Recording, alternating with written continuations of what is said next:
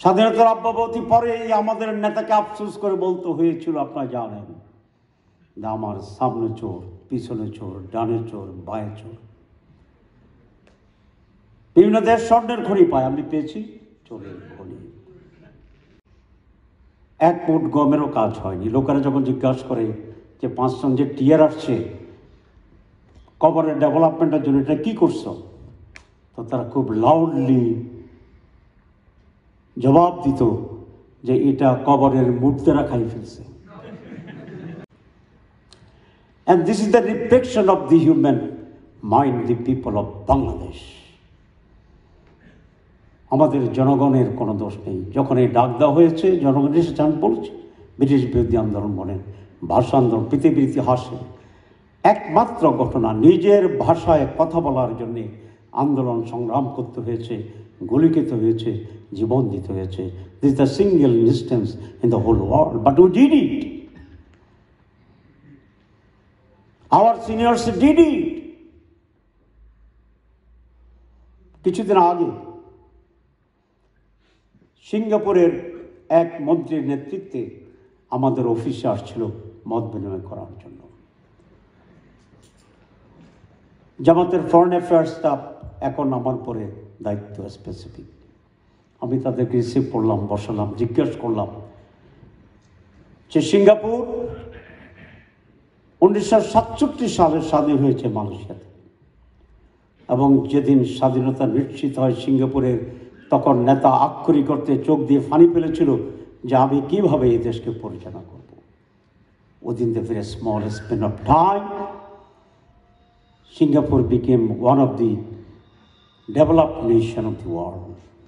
আমি মন্ত্রীকে জিজ্ঞাসা করলাম, তোমরা কিভাবে এত উন্নত হয়ে গেছো? ওয়ান সিটি ওয়ান স্টেট, একটা শহর একটা দেশ। আমি বহুবার সিঙ্গাপুর গেছি, আপনারা গিয়েছেন। পুরা বিমান টেক অফ করার মতো জায়গা ওদের নেই। খুবই সংক্ষেপে, ভেরি ডাইরেক্টলি এবং ভেরি স্পেসিফিক্যালি সিঙ্গাপুরের সেই মিনিস্টার জবাব দিয়েছিল যে উই আর লাকি, আমরা ভাগ্যবান। কেন? We got a very efficient, patriotic and honest leadership.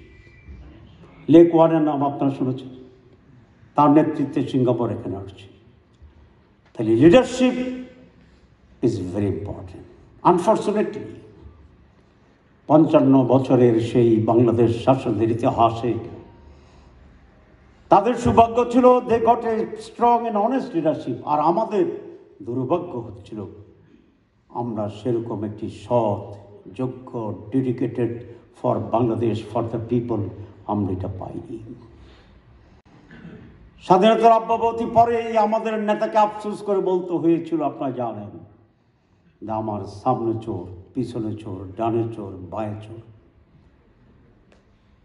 বিভিন্ন দেশ স্বর্ণের খনি পায়, আমি পেয়েছি চোরের খনি।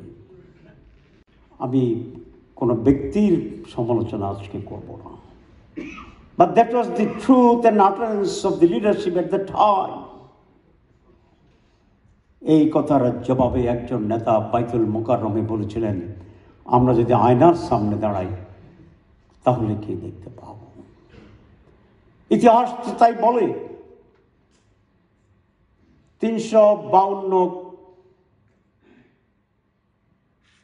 বিলিয়ন ডলার যদি একজনের নেতৃত্বে বাংলাদেশ থেকে চলে যায়, আর এইভাবে যদি সকলে এসে প্রতিযোগিতা করে পাচার করতে থাকেন।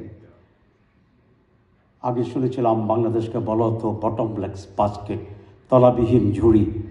আমার মনে হয় এই কালচার যদি কন্টিনিউ করে তাহলে বাংলাদেশে আর কোনো ঝুড়ি থাকবে না, তলাবিহীন তো পরের কথা।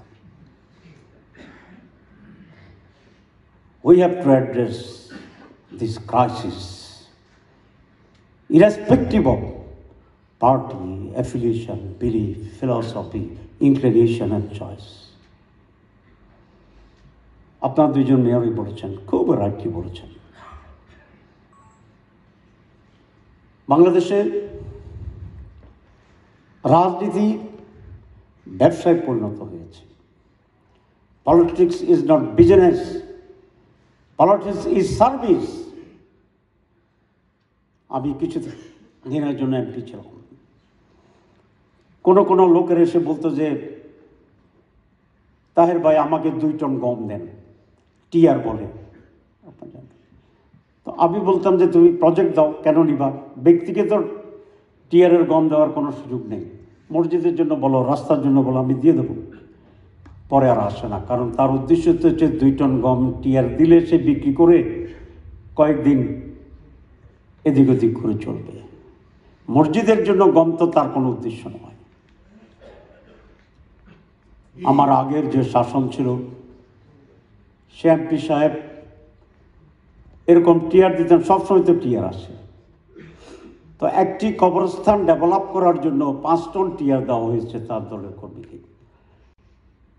1 মুঠ গমেরও কাজ হয়নি। লোকেরা যখন জিজ্ঞাসা করে যে 5 টন যে টিআর আসছে কবরের ডেভেলপমেন্টের জন্য, এটা কী করছো? তো তারা খুব লাউডলি জবাব দিত যে এটা কবরের মূর্তিরা খাই ফেলছে।